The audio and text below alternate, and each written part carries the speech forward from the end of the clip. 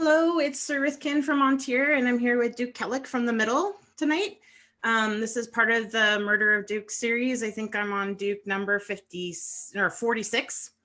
So that's pretty cool. And I've actually gotten to meet Cellach before at Sport of Kings and I think Adult Swim. And I think we fought, which was cool.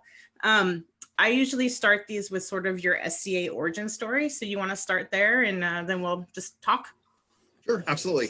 First, I want to thank you for having me on. It's really nice to get to talk to somebody and to try to break up the monotony of quarantine in our current times. Definitely.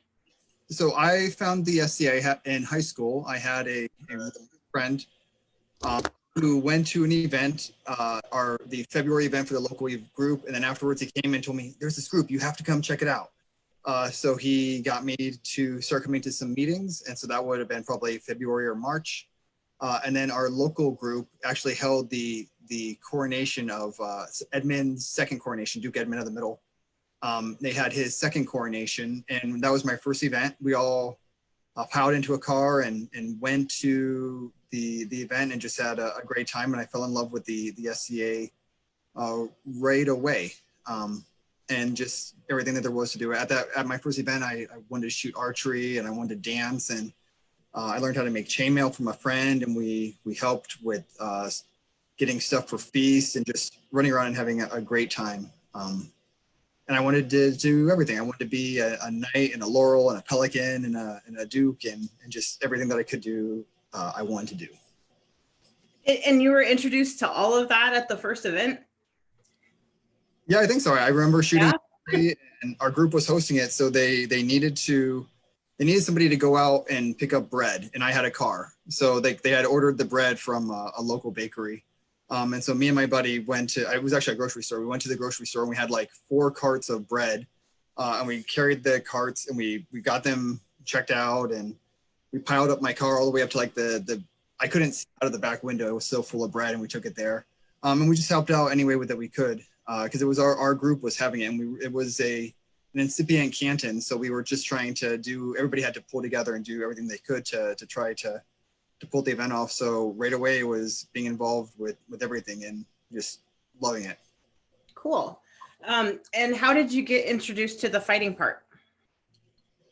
I mean, I saw people fighting, and when I started, we were. I was the one who drove, so I was 16 or 17. I was the one who had a car with all my friends, and we didn't have youth combat at that time, and my parents weren't interested in the SCA, so we couldn't really do any kind of youth combat or anything like that. So my buddies and I, we actually got like wooden practice swords from a martial arts store, hockey gloves, catcher's masks, and we put some foam insulation on the wooden swords, and we went out in the backyard and just beat the snot out of each other for a while, and that was really a really good time. And then we had a local guy move to the area who started up an armoring guild, and we started putting together armor. And when I turned 18, 3 days after I turned 18, I authorized in like a borrowed helmet. Then I went to Penzig. I bought a helmet.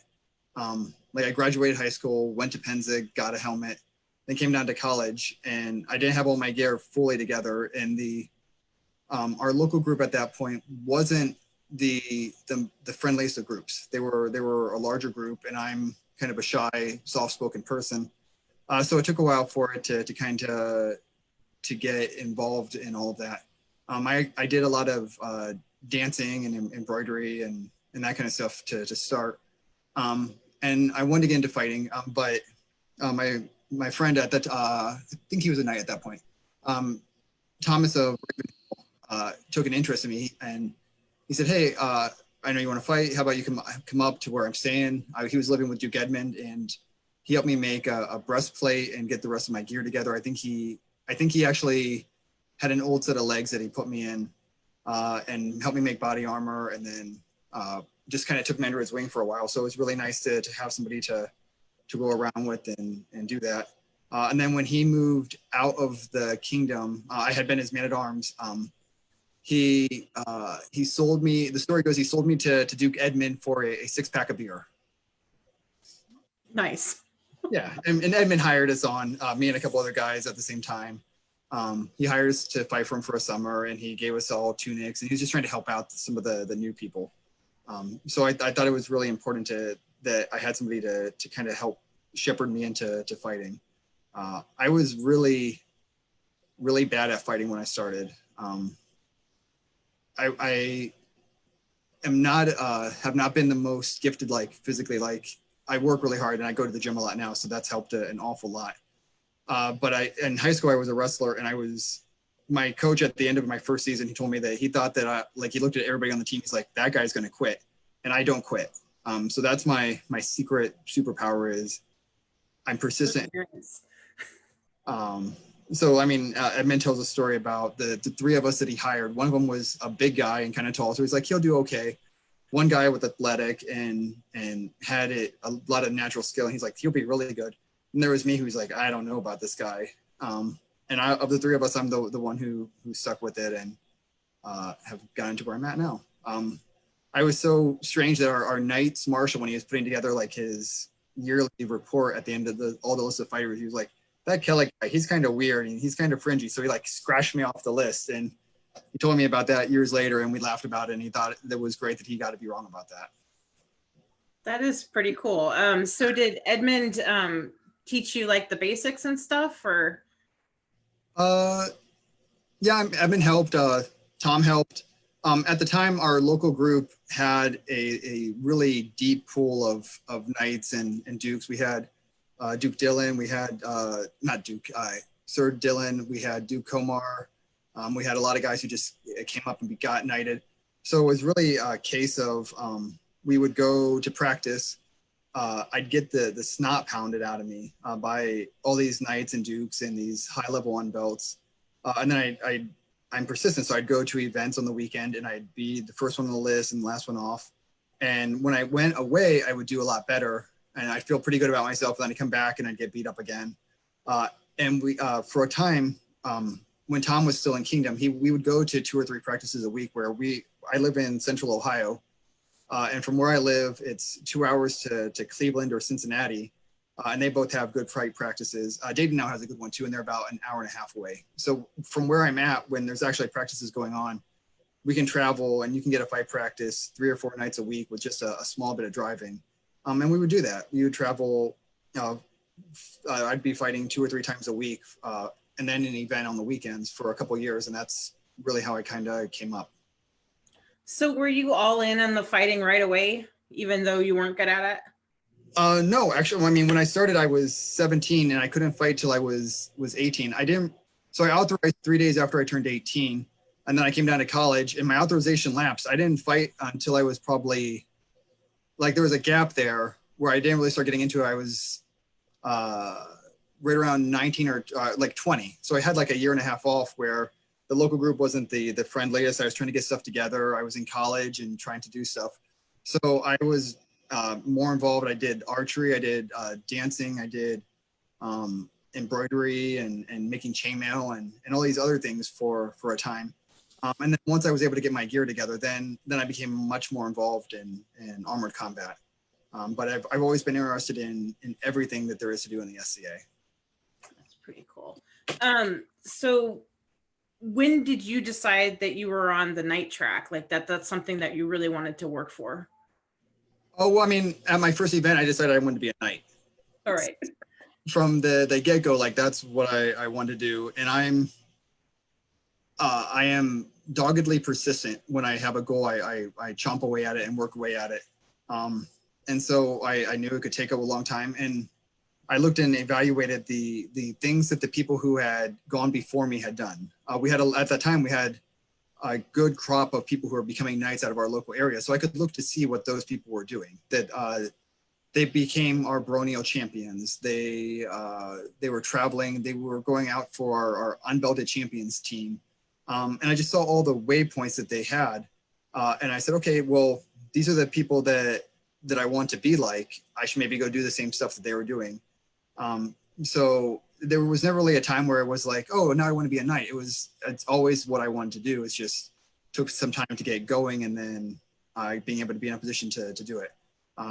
I joined the society, and I kind of got lucky that there's a lot of people who find it a little bit later in life when they have a wife and kids and family, and those are all great things, and makes your life much, much richer.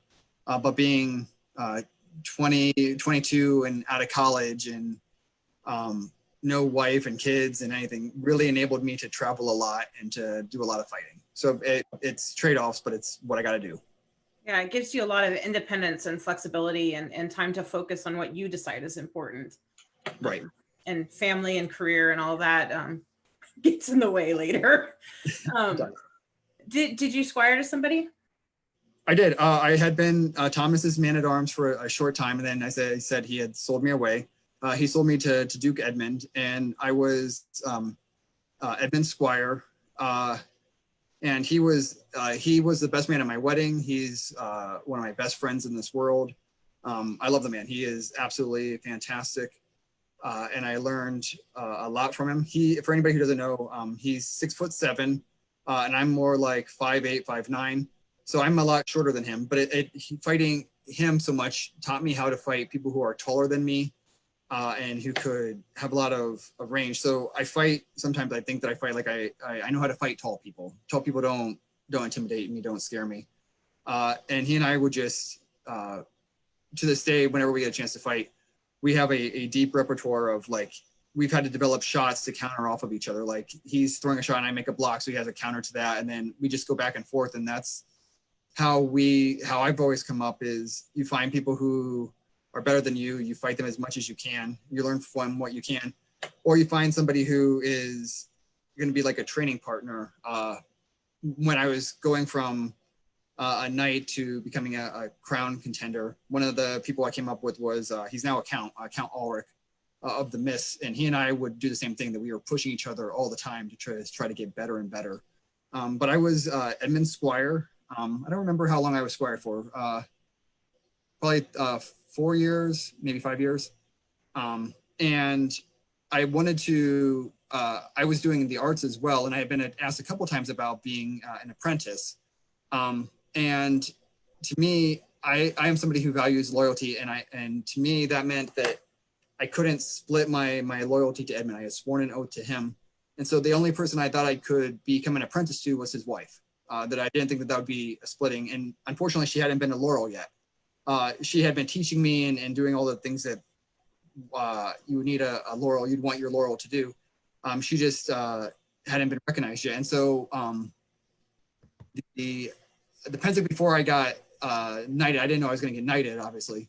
She got made a Laurel. And so she and I started talking. And when I got put on vigil, Katrin and I came and we said, well, I can be your apprentice for a month until I'm a knight. So I got to be an apprentice for a month, and wear a red belt and a green belt. And then they don't believe in having peers taking dependents, or having a peer be a dependent.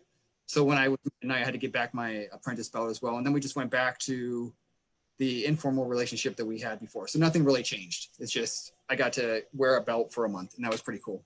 You just didn't have the formal fealty relationship after you got knighted. Right. Yeah, she still trained me and gave me projects and stuff like that. That's cool. So you seem like the kind of guy that, like, goes out and really digs for stuff to learn. Like, I don't know, that I'm just sort of reading that off of you. Yeah. What were some of the things that you did outside of fight practice to improve your fight?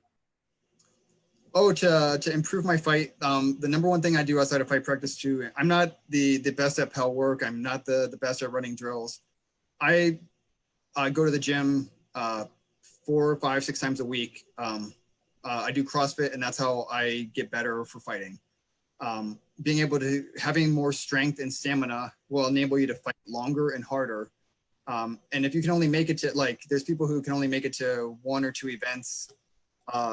I mean, they're sporadic events, and if you don't have good stamina, then you're not maximizing the chances that you do have. So the number one thing I think you can do to, outside of fighting, to get better at fighting, is to condition your body to get stronger, to increase your stamina. And for me, I think that CrossFit and weightlifting is probably the best way about going about that. If you can find a good gym, it all comes down to where you're at and what you're doing. With what we do with fighting, it's all about getting your heart, like we were really intense for a minute and then you back off, and then you're intense for a minute and you back off. Our fights are relatively short.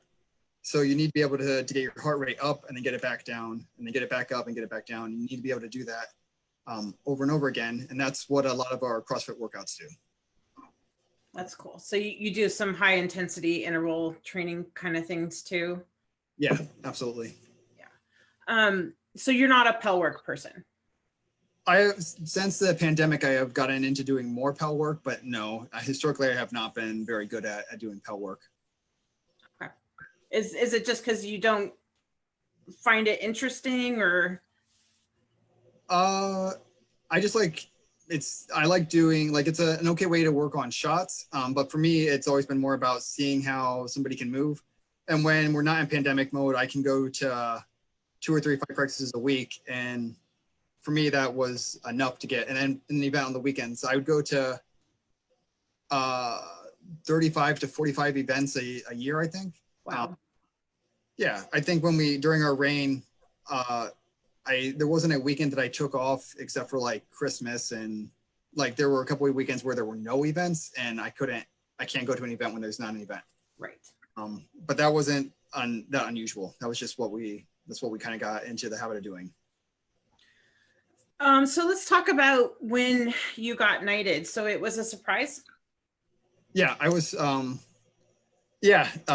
so I got put on vigil at a big event. In the Middle Kingdom, we have regions. We have 5 regions of our kingdom, and I'm in Ohio, so I'm on the far eastern end of the kingdom. And one of my buddies on the Unbelts team was being knighted in Midlands, which is the far western part of the kingdom. And so it was,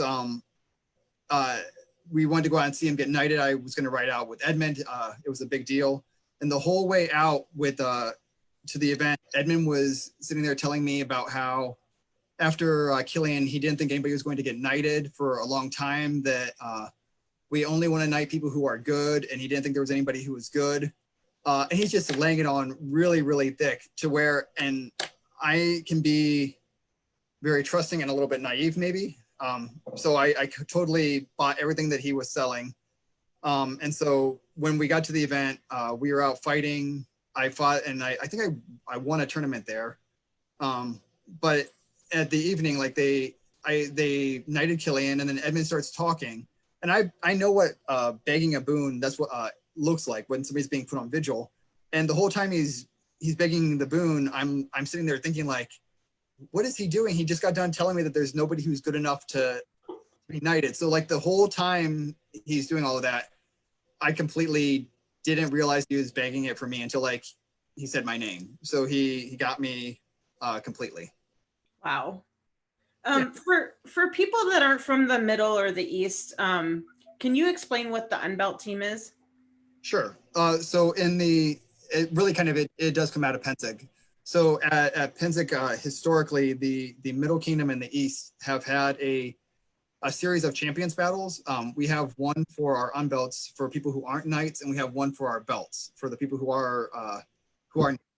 And it's each of our kingdoms. I don't know as much about how the East Kingdom does it, but I think they probably do it a lot how we do it. We have a team that we appoint a captain for the team. The king appoints a captain.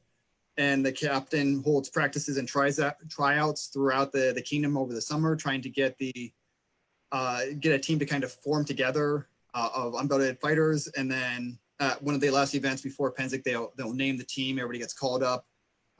It's a pretty big deal. The team, when I was coming up, being on the unbelts was a huge honor. It's a very big honor. It's also, these are we kind of think of it sometimes as like classes. Like this is the class of people that you might get knighted with, that the people who are kind of on the team with you are the people that you're coming up the ranks with. I think it's usually around a 30-man team. And we looked at the photo of like my last year, and I think like 12 or 15 of the people on that team at that point have been knighted at this point. So it's a pretty big, it's definitely a waypoint in your fighting career to be on the unbelts, to go out for it. and they're the people that you build camaraderie with, that you build a unity and a sense of purpose with, become your brothers. It's a unifying kind of thing for the kingdom. And who chooses the captain? Is that the king? It's the king. Okay. And then does the captain choose the rest of the team through all the tryouts, or is that like a collaboration? So in the mid-realm, we are very much monarchists.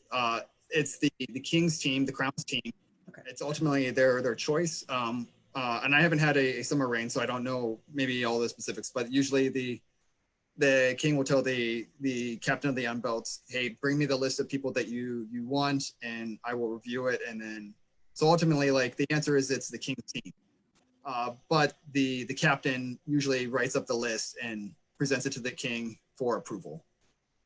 So, you know, if you make that list, that at least the king that's sitting at the time thinks that you are up and coming, basically. It's probably a pretty good sign. Okay. So when your knight begged the boon for you, were you knighted that day, or were you put on vigil? I was put on vigil. I think I had like a 45-day, 2-month vigil, and I was completely starstruck. And they described it as like spacey, like I was just floating on the air until the actual ceremony, and I got elevated. It was really a great day. I come from a big family. I'm the oldest of 7 kids, and my parents came down, as well as, I don't know, 4 of my brothers and sisters, I think, were there. And I think my grandma and my aunt and uncle came down to see me get knighted. So it was touching that they could be there too. Do any of them play, or did they just come to see you get knighted? No, they just come to see. I've tried to get my brothers involved, but they're both busy 20-something-year-olds, and they don't want to hang out with me. Okay. So what did you do to prepare for your knighting? So a big part of it is I had our whole household came together, and they made me some clothing, and organized a vigil where a book was prepared, and the trappings of the elevation, the chain and a sword and a belt, and spurs were all gathered. For me to prepare, I didn't really have to do much of anything. Like, I just had to give kind of guidance which is good, because I was totally not thinking right. I was just on like cloud 9, just not thinking about anything. They really took me under their wing and took care of me. So I just had to kind of show up on the day. And there was a big snowstorm the day of like that weekend, and our king was from Illinois. And I remember the event was in Cincinnati. So I guess Midwestern geography might be tricky, but he had probably a 6 or 7 hour drive through snow. And I was staying at the same hotel as he was, and I was hanging out in the lobby, and he walked in, and I'm like, woohoo, I am probably getting knighted tomorrow. So that was pretty exciting that he was able to make it. So that's something that's always kind of stuck with me too. That's cool. I went to college in Ohio, so I have a little bit of understanding of Ohio anyway. So did you have a formal vigil at the event, or between the boon and the event? I did. At the event that I was being elevated, I sat a vigil where people came in and spoke to me. At one point, Edmund came in with a bunch of other knights, and they took me outside and gave me a ritual bath, which was really, they just rubbed snow all over me. Cold. Yeah, it was pretty cold. And Edmund cut my hair for me there. And then I came back in and took more advice from people, and just let the day kind of soak in. And then in the evening was when I was elevated. That's cool. Did you get any advice that stood out that you remember? Oh,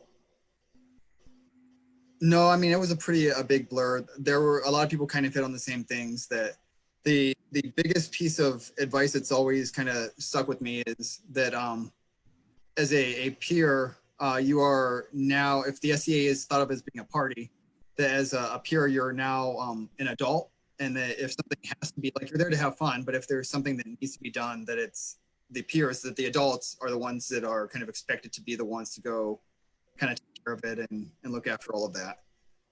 So that's kind of stuck with me. And the other thing is that that as a peer, especially as a knight, when people come into the society, they know what kings are and queens are, and they know what knights are.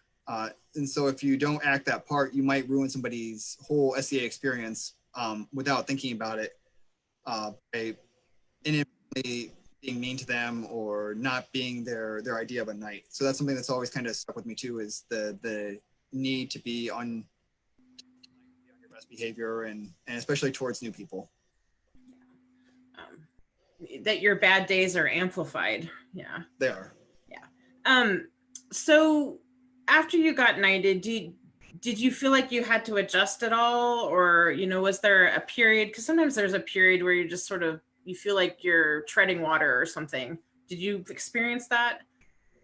No, I don't think that so much that I did. It was so I had I was knighted in February, and then in March was Golf Wars. And so there was 1 month, so there's not really a lot of time there to get better at the fighter. So I was pretty much the same fighter from one to the other. And I remember going to Golf Wars and standing in front of at the front of our line, and like the other side, there were like 3 or 4 guys who wouldn't charge down because I was a knight on the other side. And it just struck me as how funny it was that, like, I'm like, if this had been a month ago, you'd run me down, but now I'm some brand new knight and you're suddenly scared of me.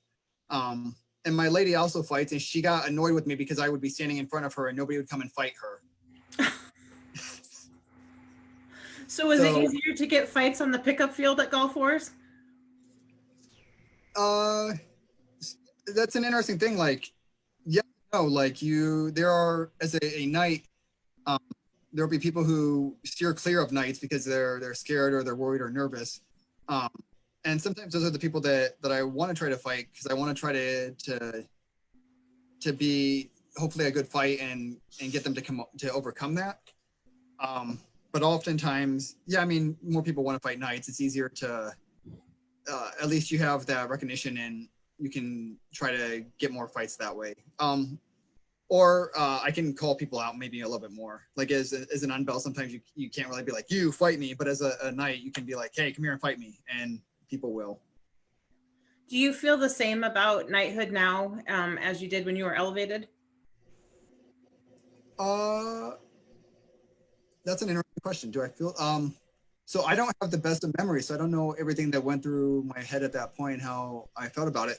But I would say, yeah, I mean, I think that there have been trying times as a knight, times where I've been frustrated, or I've run into, I'm not somebody who really deals a lot with I don't see a lot of politics or things like that. I try to steer clear of that. And there's been a couple times where I've been a little frustrated by how the order has acted, but by and large, those are rare and infrequent, and something to kind of be expected and maybe overcome. Like anytime you have any kind of group of people, there's going to be a little bit of friction between groups. But being a knight is great. I love being a knight. It's a lot of fun. I get to try to, in my normal mundane life, I work as a analyst for a company. I do computer work. I don't get to go out and always be my best and truest self. Like I don't, like when you're running reports, you don't have as many interactions with people. I don't have as many chances to try to be reverent and generous, shield of the weak, obedient to my lead. Like all the things that we swear, they don't come up in my day-to-day life. But being a knight, I get many opportunities to try to do that for other people. And so being a knight is fantastic and great. I highly recommend it. Nice. So is it culturally encouraged in the middle for unbelts to fight in Crown? Have you been fighting in Crown the whole time you've been playing? Oh, that's so that kind of depends on a whole, like we don't have I know in some places there's a wide culture where either you do or you don't. I know that in the West, everybody goes to Crown and fights. I think it might be that way in Ontario as well. That in the mid-rum, it's not so much that we we try to just like there are knights who tell their squires and dependents to not fight in crown. Uh,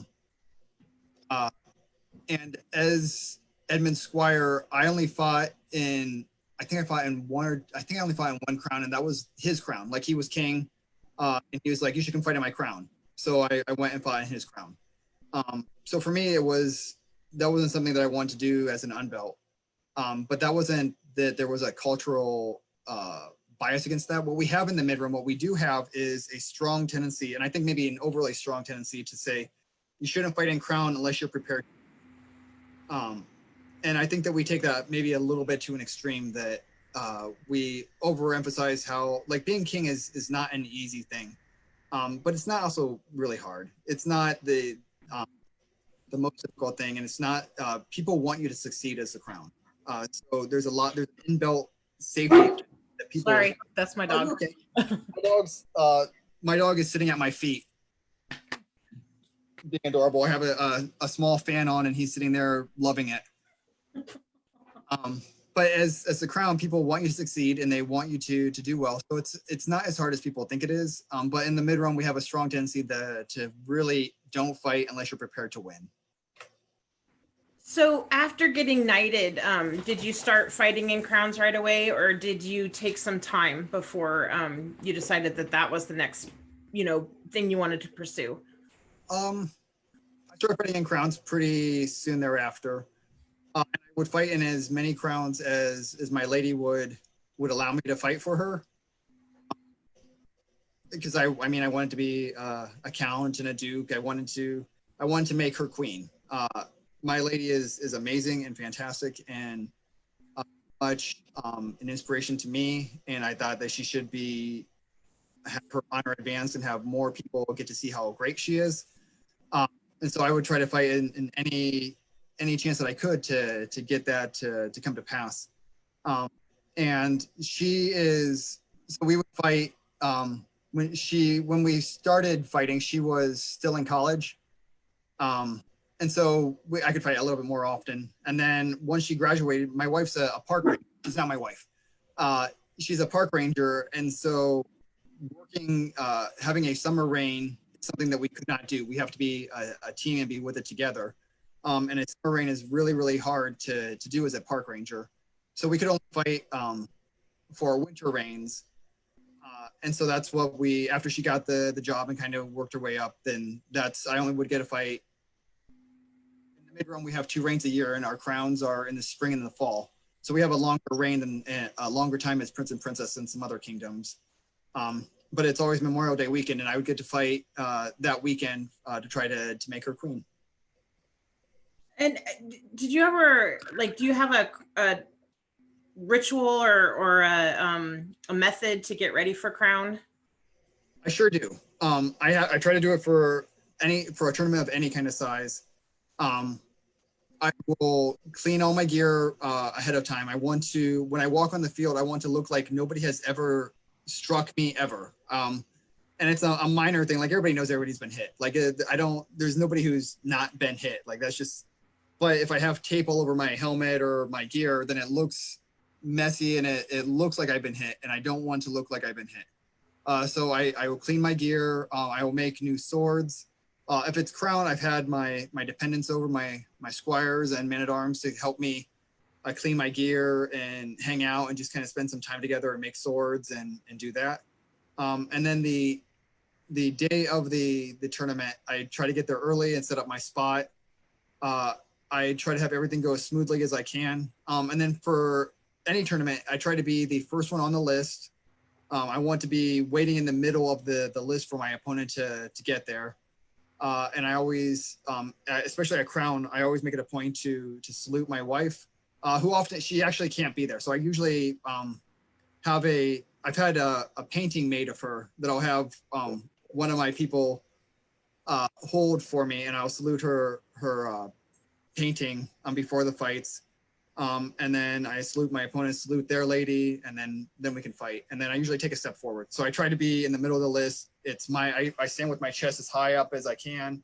I'll try to be very proud, and then try to own the list.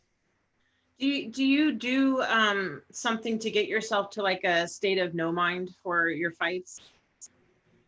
For me, it's just I just put on my helmet. I don't, and that's usually enough for me.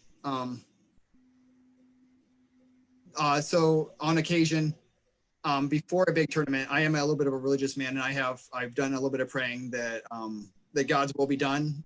And so I don't believe that God has particular emphasis on sporting events or wants to favor one team or another team. But I do think that it's important to try to have a little bit of guidance. And this actually, the strangest thing, there was a crown tournament where I met Edmund in the finals of the crown tournament. And before the day, I just did my normal prayer, like, Lord, your will be done, not mine. And then at the end, Edmund won the tournament, and I ended up being his Chamberlain, and it was great. And I had no animosity, and I felt great about it. So much so that like in December, like he had a winter reign during December. So this would have been 5 months after the tournament. I was walking up to his house. I was like, who did he beat in Crown? Like, who did he beat in the fight? Like, it totally slipped my mind that he had beat me in the finals of Crown to win. I was just that at peace with it. It didn't bother me one bit. How many times did you final in Crown before you won your first one? I think I had just one time in the finals. I had a couple times in the semifinals, a couple of times in the quarterfinals, but then one in the finals, and then I won one. And then I had another. I've been in the finals, I think, 4 times, and I've won 2 of them. Okay. So the first crown that you won, what felt different on that day than the prior crowns? I don't know that anything felt different on that day. So the if you asked me about the second crown, that one felt a lot different. My first crown that I won, maybe the thing that felt different was I was in better shape. I had really dedicated myself to training, going to the gym, doing a lot of work, getting a lot of cardio, being in the best shape that I can, and fighting as much as I could ahead of time. So I was in pretty good shape, maybe a little bit more than some of the other ones. But as being in that good of shape enabled me to spend a lot of energy. Like as the tournament went on, I would just be pacing back and forth. Like it was a good thing that I had good conditioning because I just burnt so much extra energy, not being really focused on anything. So really the only thing that was different about the first one that I won was I just managed to pull it together, and in the finals I fought a really good friend, and that was great too. We had good fights. The second crown tournament I only fought in a couple after I was when I was a count. The second one felt a lot different. Felt a lot better because as a count, you've already won one. You already know that you can do it, so you don't have any. You have you don't have quite the same level of nerves. You don't have the same level of worry. You okay? She was having a whining attack, so we're all good. Oh, okay, just want to make sure. Yeah. But the second crown that I won, even better shape. And I had been coming off a string of tournament wins where I'd won some of our bigger tournaments in our kingdom for a long time. So I had a lot of steam and a lot of momentum, and I was really hitting it in the gym. So everything felt like it was clicking for the second one. The first one was a lot riskier, or not riskier, but a lot harder. I came up through the losers bracket. We do a double elimination tournament. So I lost the fight. I had to win my way into the finals. So it was a lot closer than my second win. And when you're going through a tournament like that, I've talked to a lot of people now, a lot of successful fighters, and they talk about how they concentrate on the fight in front of them and not on what the end of the day is going to bring. Is that the kind of thing you do? Oh, absolutely. I try to not worry about who I'm going to fight next or anything like that. It's very much like whoever's on the list, that's who I'm going to fight. And then I I know there are people who prepare ahead of time and they watch a lot of video and they try to study people. That doesn't really work very well for me. Watching video, I have a hard time sitting still for that long. And people don't, when I fight, all I try to do, I just try to apply a lot of forward pressure. So people don't do, like, there's not videos of people fighting like I do against the people I'm going to fight. So it's, people give me a different fight than they give other people. So I can't prepare that way. So there's no sense in worrying about what's going to come up. I can just focus on what I can control. And at that time, it's me and being ready on the list and try to be ready for my opponent. So tell me about reigning in the middle. What's your favorite part of reigning? My favorite part of reigning is, so as the sovereign of the kingdom, it's your job is to be the sovereign for the entirety of the kingdom. You're not the king of the armored combatants or only, like, you're the king of the armored combatants, the rapier combatants, the people doing archery, the people doing arts and sciences, everybody, the people doing equestrian and throwing weapons. So as the crown, it's your job to care about all of your people and to be out there to try to build everybody up. And I like most of the aspects of the SCA. There's many things that I enjoy doing, and oftentimes at an event, I'm a knight, so I have a duty to be on the field. But as king, I have a duty to be everywhere. So it gave me an opportunity to go do more of the things that I enjoy, that I don't get as much of a chance to do when I'm at a war and my job is to be on the field supporting my crown or looking after my squires. So getting to go around and try to make people's lives a little bit better is always great. And the easy answer is also, I enjoy giving people awards and giving them recognition. That's really a touching thing to get to share a moment with somebody who's been doing something that's really great. Do you think, as both a laurel and a knight, you have an advantage when you're king sitting in those councils to understand better what's going on?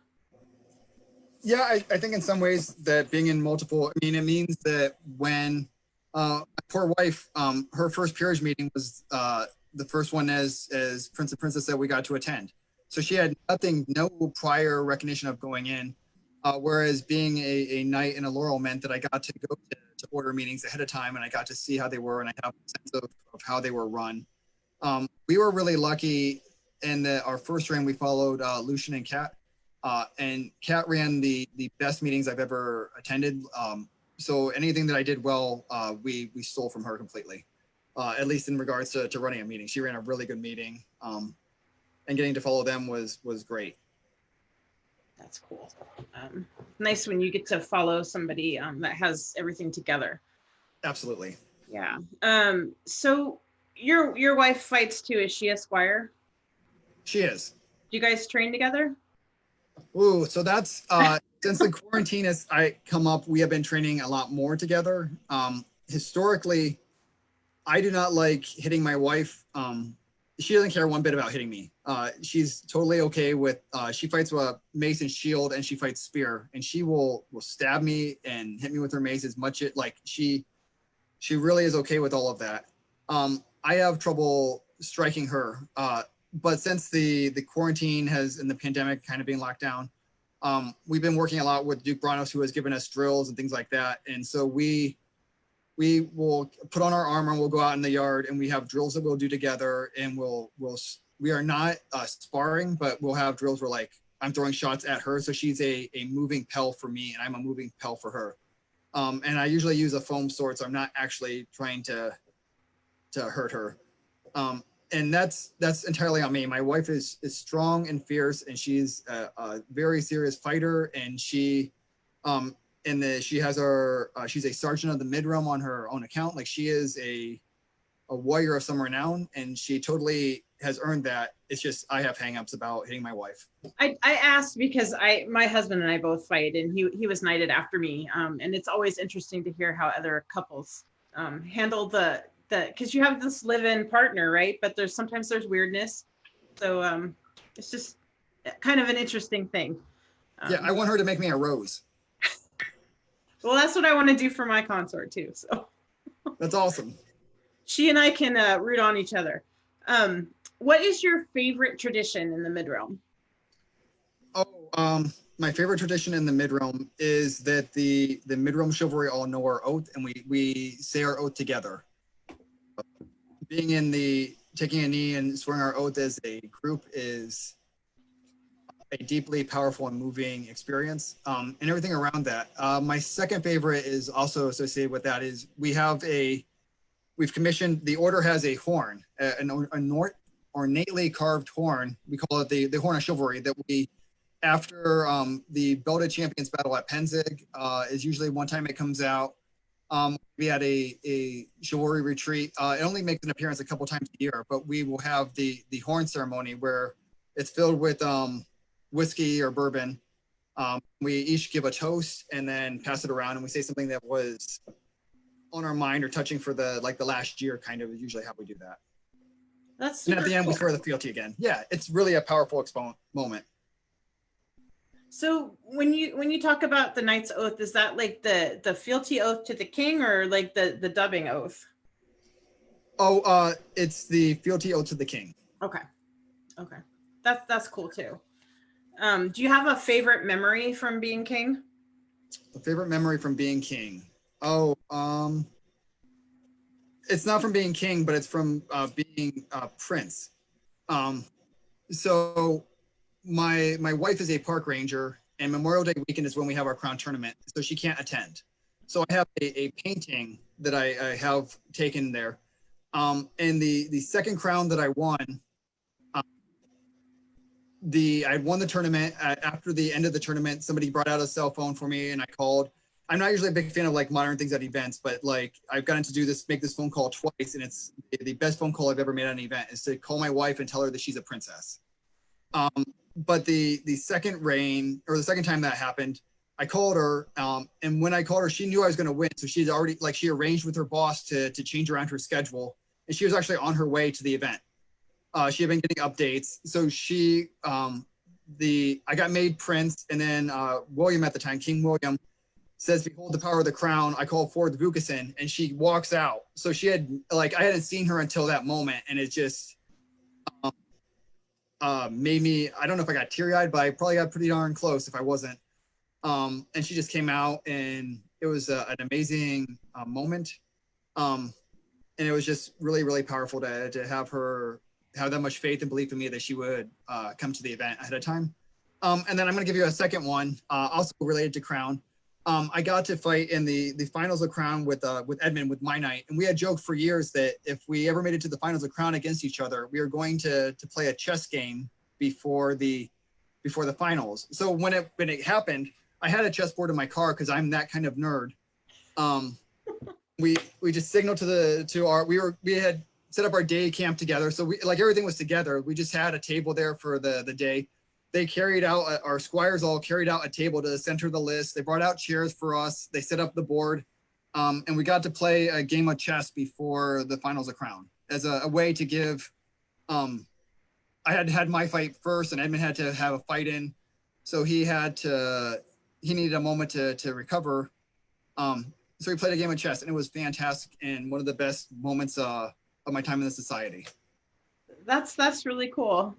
Did everybody watch you play chess? We did. It was really funny. Like the Earl Marshal came out, and he like grabbed some of our pieces, and he had a Marshal's gauge, and he was inspecting the piece.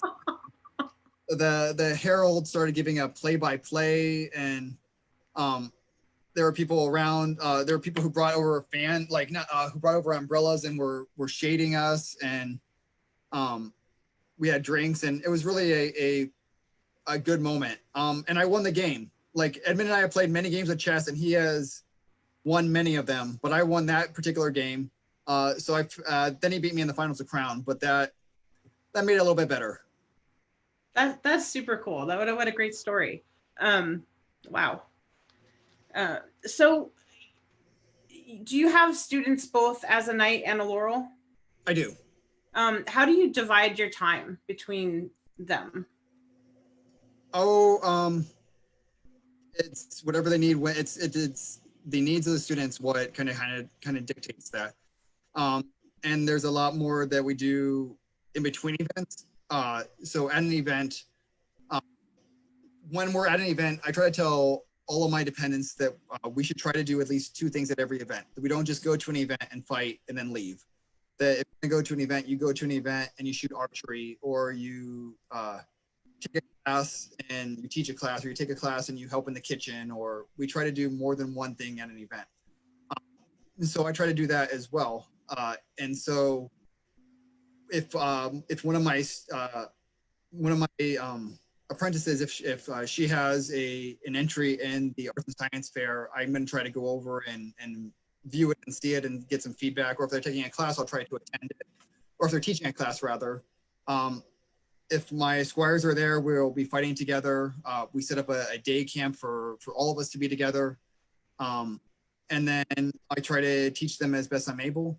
And then when we're not at an event, I have a big group chat for all of us, and we try to talk and help each other out that way.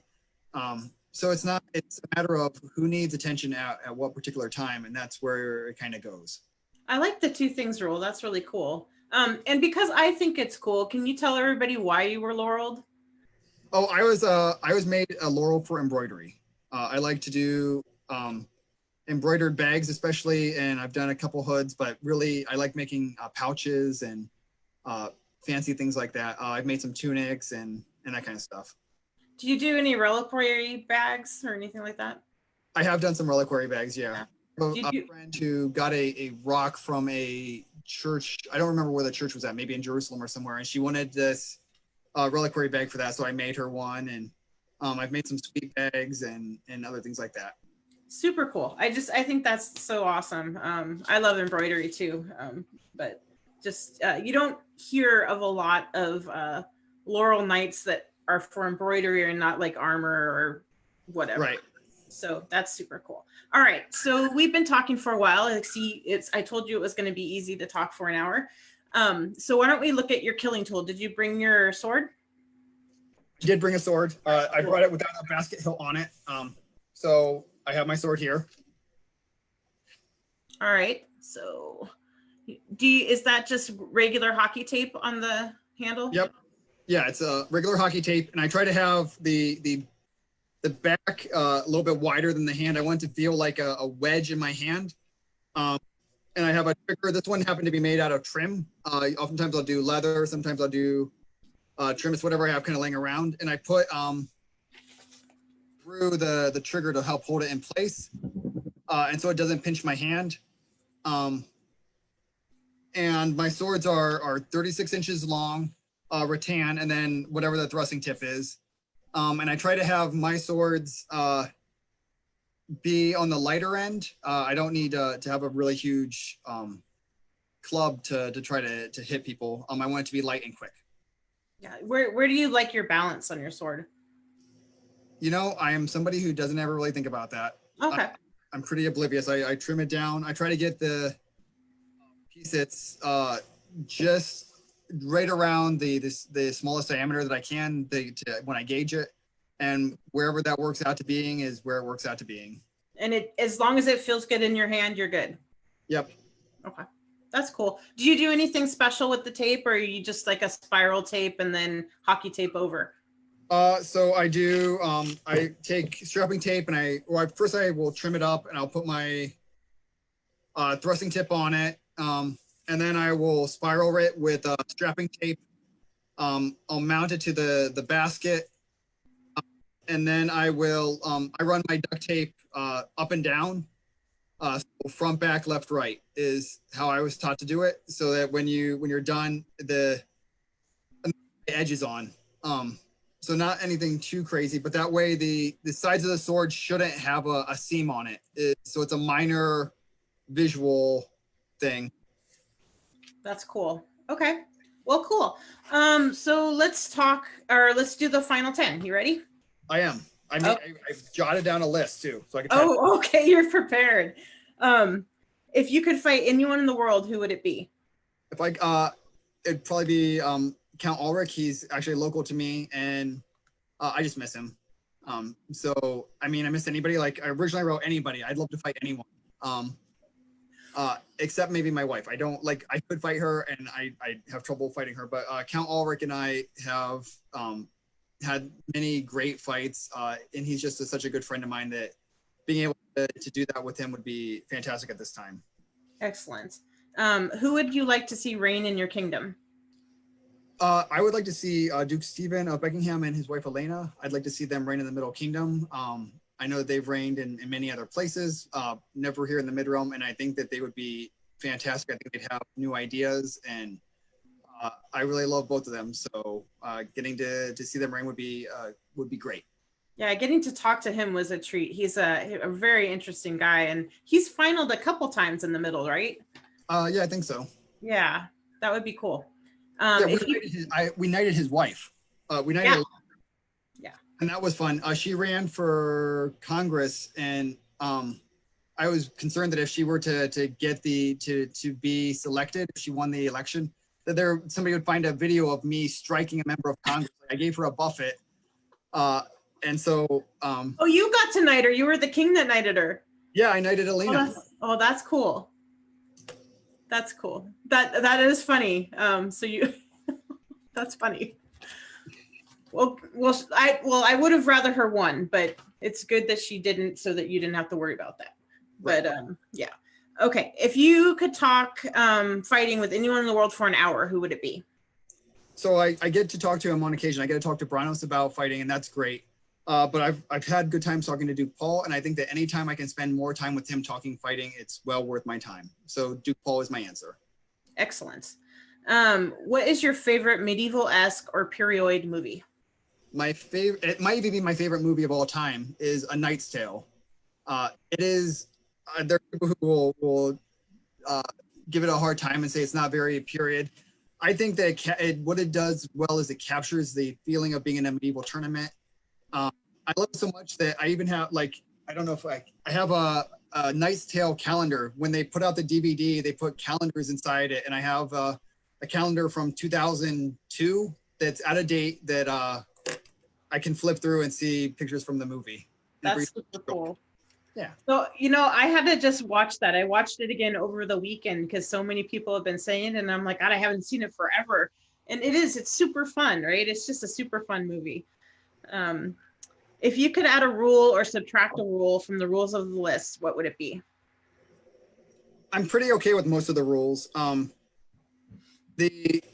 would like there to be a little bit more play for grappling, although I don't know that there needs to be a rule. I just need to get in the backyard with my friends and do more backyard grappling and sparring. Let's see. What is your favorite tournament format? I really like a pool tournament where in the Middle Kingdom, our biggest tournament of the year is Candlemas. And at Candlemas, we have pool tournament. It's a pool tournament style. So they'll break it up into however many people they have. They make 8 or 10 pools, and you fight everybody in your pool. And they select, I think the first couple of rounds, they drop 1 or 2 people. So you're trying to get a lot of fights. And I have found one of my strengths is that I have a lot of endurance. And so it favors me it gives me a lot of fights, and I really enjoy that. And one of the, I don't know if this, like, I like to try to go out there, and what I'll do is I'll fight all of my opponents in a row. So, and they usually let you do that if you're winning. So if you win your fight, they'll let you hold the list. And so I don't always get to do this, but many pools I'll just go through all of my opponents, salute them, and then I get to walk off the list and be done. Little joy to my heart. I try to be a humble man, but that's one of my joys is when I can run a list and then go sit down while everybody else is fighting for the next half hour or whatever. Interesting. It's intimidating is what it is. It's an intimidating thing. Okay. So as long as you keep winning, you get to hold. Right. So if you're, and this maybe nobody cares. Maybe this is just me, but if you just saw like that guy take out the last 3 people and not like he's still fine, you might be like, oh man. So it's just a minor thing to get get them down. And maybe also I have a little bit, I try to not have much of an ego. I try to keep it in check. But being able to run a list like that makes me happy on the inside. Well, I was going to say, if it makes you feel confident, that's all that really matters. Right. And yeah. What's your favorite event? Okay, so I wrote down 3 events, one in kingdom, one out of kingdom, and then my favorite war. So my favorite in kingdom event is Candlemas. To me, it's like the Super Bowl of Middle Kingdom combat. Crown is often really good as well, but there's a lot of in the mid realm we have a strong tendency to not fight in Crown unless you want to you're prepared to win. That restriction isn't at Candlemas, so it's like our tournament. So getting to fight in a tournament like that where everybody's kind of out and gunning for it is like the Super Bowl for mid-realm combat. Candlemas is my favorite in-kingdom event. I've only been able to make it to once, but my favorite out-of-kingdom event has been Sport of Kings. Oh, that's fun. It's a good event. Everybody should go at least once. Absolutely. It was amazing. The king, like I found the people of Ontier to be very welcoming and friendly. I found the combat to be similar to how it is in the mid-realm. The weather was beautiful. The site was amazing. Having so many classes and opportunity to learn was great. And then having a tournament to cap it off was it was everything that I could like from a fighting event. Yeah. And then my favorite war is Gulf Wars. Gulf Wars. Okay. Yeah. A lot of people's favorite war is Pennsic, and that's certainly the biggest and most SCA. But for me as a mid-realmer, Gulf Wars is kind of Pennsic is kind of our job. We go to Pennsic, we support our king. Gulf Wars, we go and have a good time. And the mid-realm all camps together. It's a lot more intimate. It's how it draws our kingdom together. So you get to see people from Ohio, gets to see people from Illinois or Indiana or Michigan or Kentucky. We all come together at Gulf Wars. That's cool. I hopefully will get to go next year. I'm looking forward to that. Okay, so if you could have any helmet, regardless of cost, what kind would it be? So I'm a pretty traditional guy, and I'd have a bassinet. I mean, I fight in a bassinet now. But if I could have any helmet, I actually have it on order right now from Johannes at Windrose. He's making me a beautiful helmet. He's like, you know, talking about it, and he's fired up and excited. And when you can get an artisan excited about a project, it's just going to come out much, much better. So Johannes is a dear friend of mine, and having him make a helmet that I want and I'm going to treasure forever is absolutely amazing. I'm going to love it. Is it going to be a bassinet? It is. It's going to have a coronet on it and some more brass, and it's a little different bassinet. It'll have a kind of a higher drape, and it's just going to be pretty. Cool. Super cool. All right. Who is your favorite fight ever? Oh, I missed one. It's Saturday morning at Estrella, and several people want to talk to you about last night. What did you do? Oh, we don't go to Estrella, but we'll say Gulf Wars. Gulf Wars. We made a pact to not go to Estrella because the year I went to Estrella, it was not rainy. It was so cold we couldn't do anything except we weren't prepared. It was just a pact that until it's my 4th reign, we weren't going to go, and I've only reigned twice, so I won't be out of Estrella for a while. But if people want to talk to me in the morning, they had some kind of problem and they want to take care of it. It's not so much like I am not known for causing trouble. When I'm at an event, I'm there to fight and maybe hang out with my friends. I might have a beer or two, so I'm not going to do anything too crazy. Although if I did do something crazy, it's probably I wrestled somebody. Good one. All right. So who is your favorite fight ever? Okay. So my favorite fight ever was I fought my knight in the finals of Crown. I told you about that earlier.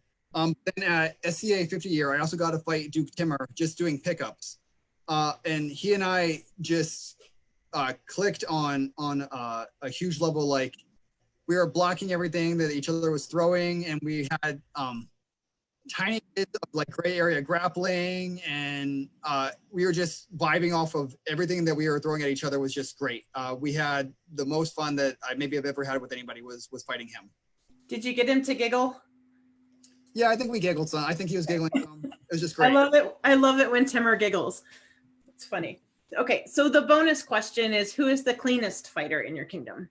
Well, I wrote down lists, and I don't know if you missed this question too, but I want to call it out. My favorite person to watch fight. Oh, yeah, go ahead. I took notes, and this one is important. My favorite person to watch fight is my wife, Fukusin. I love watching her fight. She has style and grace, and she might also be the cleanest fighter that I know.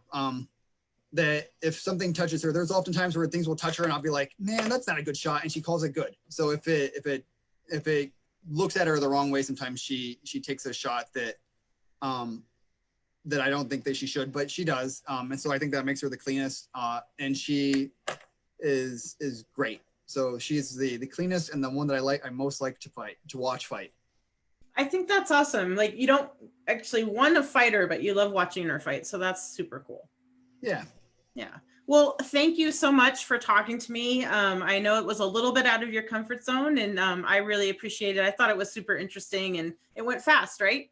It did. Thank you. And I appreciate you asking me, and I appreciate getting to talk to you and getting the chance to do this.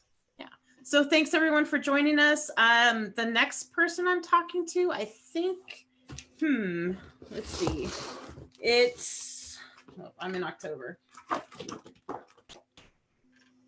I think it's Bella. I'm going to talk to His Royal Majesty Bella of the Outlands on Saturday. So hopefully I'll see you all then. Thanks again, Your Grace. Bye-bye.